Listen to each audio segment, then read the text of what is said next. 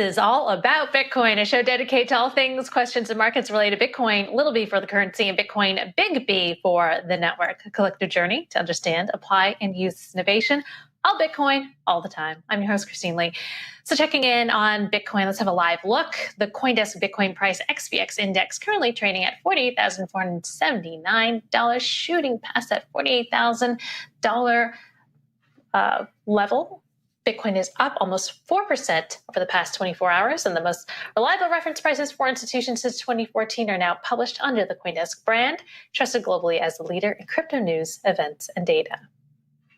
The chart of the day is brought to you by Crypto.com, the world's fastest growing crypto app. All right, the number of active BTC addresses are rising in August, but not significantly compared to Bitcoin's rapid surge seen in yellow. Active BTC addresses, shown in blue, remain more or less around levels from the spring of 2020.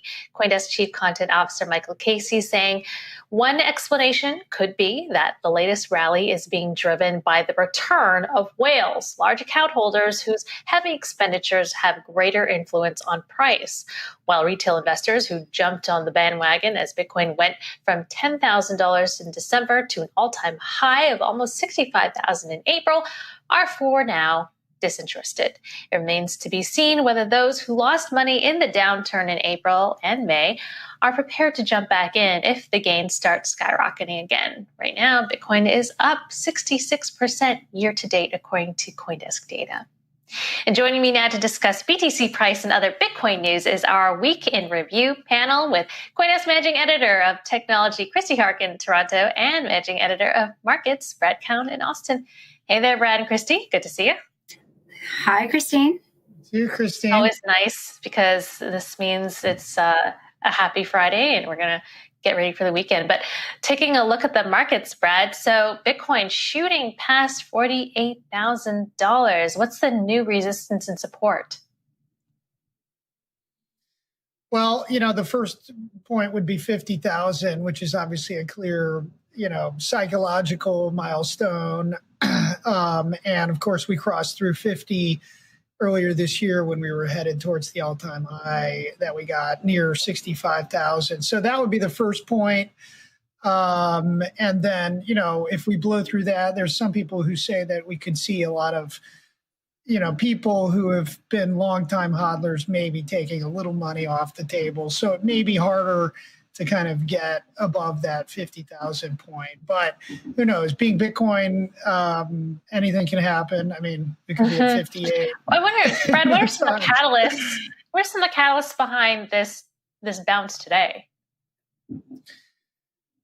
There's nothing too specific. I would probably point toward, in just the topsy-turvy nature of global financial markets. And we're, the reality is in a world where the central banks have control of the money supply, when the economy gets worse, the perception, traders immediately jump to what the central banks are going to do. And so the big story in financial markets has been that the Fed was getting ready to withdraw some of its extreme stimulus. They were going to taper their asset purchases. And all of a sudden we have this Delta variant really starting to take a toll on kind of confidence and actual economic activity.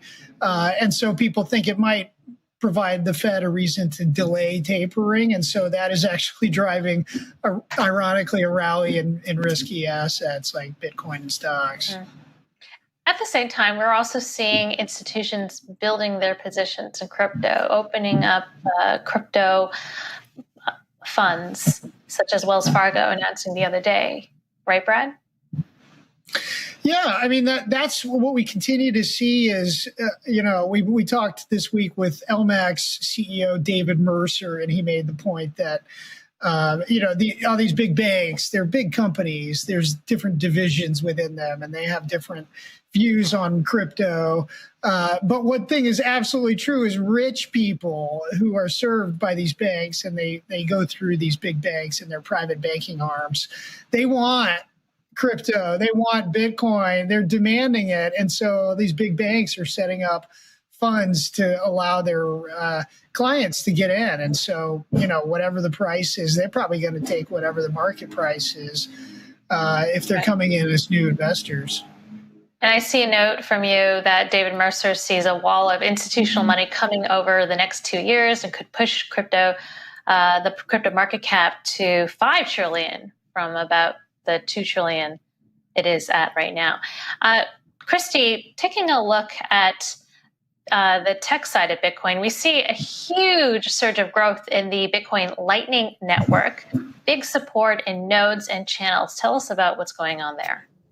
Well, this is actually, it's an ongoing surge of support. We've been seeing it uptick at a very steady rate over the last couple of months. And we like to check in on it every so often and see how things are going. So if you don't know much about the Lightning Network so far, it's a layer 2 payment solution built on top of the Bitcoin blockchain. So it's on top of it, runs parallel, and enables secure, private, and near instantaneous transactions at little to no cost, which is quite different from trying to send a transaction on the Bitcoin main chain, which can be very slow and expensive. So sending and receiving Bitcoin is made easier on the Lightning Network, and it's been growing a lot. When we last reported in July 15th, I think it was, the number of channels, these are the routes that payments can go through on the Lightning Network. The number of channels increased to over 66,000 and expanded their capacity by like 78%. That's a lot. From over 1,800 to 2,300 Bitcoins. That's how much is in the channels. That's how much people are staking to provide liquidity for transactions on the Lightning Network, according to data from 1ML. What this means is that for anyone who wants to send a payment through the Lightning Network, there are now more routing options available to them. So it takes fewer hops. It's easier to send the transactions. But mostly what it indicates is the growing numbers and the growing level of support for the Lightning Network in the Bitcoin community. And it's just going to keep going from there. Very interesting. But does this have any indication on whether there is more activity? People are transacting more on the Lightning Network? Well, the thing is that in order to transact, you need to access a channel. And the more channels there are, the more people who are opening channels, that is more growth.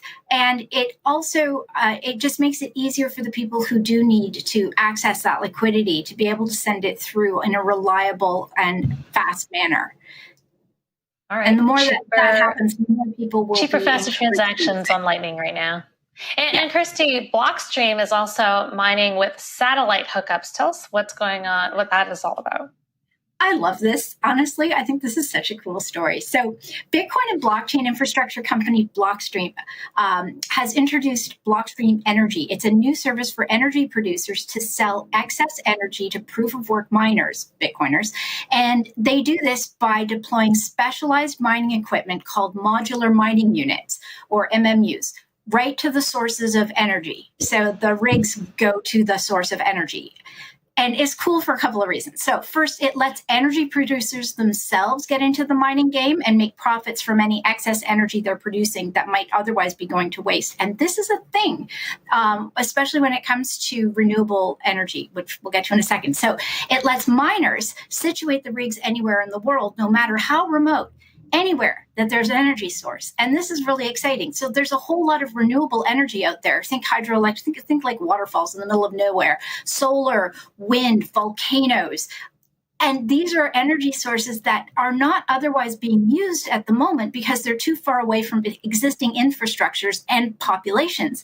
Remember that energy dissipates as it travels. So setting up a bunch of solar panels in the middle of the desert far away from populations doesn't really make a whole lot of sense. Nobody's there to use it. But Bitcoiners can. We can throw a mining rig in there. So they work. These MMUs work fine in isolated spots, and it connects to a satellite, the Blockstream satellite. So it doesn't even need to be near internet hookups. It can just be anywhere and remotely controlled. So it really opens up a lot of really cool possibilities. That is very cool, very creative. And Yeah. another hack, though, in the community, a Japanese crypto exchange Liquid was hacked and about $90 million was stolen. But to give some perspective, Mt. Gox, a Japanese exchange, $460 million was stolen. And that had a huge impact on the markets. But Brad, did this hack weaken sentiment at all in the markets? Maybe a little bit, but not that much. I mean, it was, this news came a couple days ago, and, Bitcoiners and crypto people, these hacks happen all the time. And this one was pretty big, but not as big as, some others. I think there was some Bitcoin that was hacked. And so ostensibly, potentially some of that Bitcoin could be sold in the market. But I mean, just the past couple of days of action, we've been higher. So in the bigger scheme, nobody's going to remember that. Well, I find it interesting, that with these hacks, it's not having much of an impact on Bitcoin. I don't know if that's a sign of a more maturing market or people are just used to it, but nevertheless, an interesting footnote. And Christie, are we going to learn more about what happened in this Liquid hack? Because I understand the way they hacked it. It was a wallet that needed multiple people to access it. Yeah, the jury's still out. We're trying to figure out what exactly, and that's one thing I'm looking forward to finding out next week, is exactly how this went down. This is what's called a warm wallet, a warm wallet attack. So this warm wallet was secured by MPC, which is multi-party computation. And we've heard of multi-factor or multi-signature addresses where a bunch of people have different keys that they have to all agree to sign in order to access a wallet. Multi-party computation is even more secure than that in many ways, and yet it was breached. So what we're hoping to find out is exactly how that happened. And there are a few theories. According to Michael Shalov, CEO of Fireblocks, his suggestion is that it was related to a hack of the exchange's system last November when an attacker gathered data about the firm's security setup, which may have helped get them access to the protocols that govern their MPC access. The thing is that he says that the exchange's security policy was likely designed in such a way that the original hacker was able to bypass that entire approval process and instruct the wallets to withdraw the coins without affecting the private key. It's all about storage and where you're going to store your keys. And usually what happens with MPC wallets is the key share that you have control of, if you're one of the parties, you would store in a hardware wallet. And it seems that this may have been in a warm wallet that was somewhat accessible, but we don't know. And we'll find out. Right. And we're all watching the blockchains. And it has huge implications because, for instance, PayPal is invested in Curve, which is invested in this technology. So this has huge implications for large companies and financial institutions that are investing in this company, and they hold hundreds of millions of dollars. And so if this exchange could be hacked, one of the things about here's the thing, is MPC is in itself fairly new. And the more it gets used, and the more, unfortunately, the more incidents like this happen, the more people will learn about proper key management, regardless of how the keys are formed. And it takes sometimes a mess up like this for other exchanges to then take a look at their own security practices and go, what is it that we're doing and how can we improve it? And that's all just part of the growing pains of a growing ecosystem. Mm-hmm. And looking ahead to next week at the markets, Brad, we have Fed Chair Jerome Powell will be at Jackson Hole for a symposium there. Perhaps that might have an impact on how he feels about tapering, or what will you be looking out for? Yeah, I think that's what everybody's going to be looking for. In fact, I was just reading today, Rob Kaplan, who's the president of the Dallas Fed.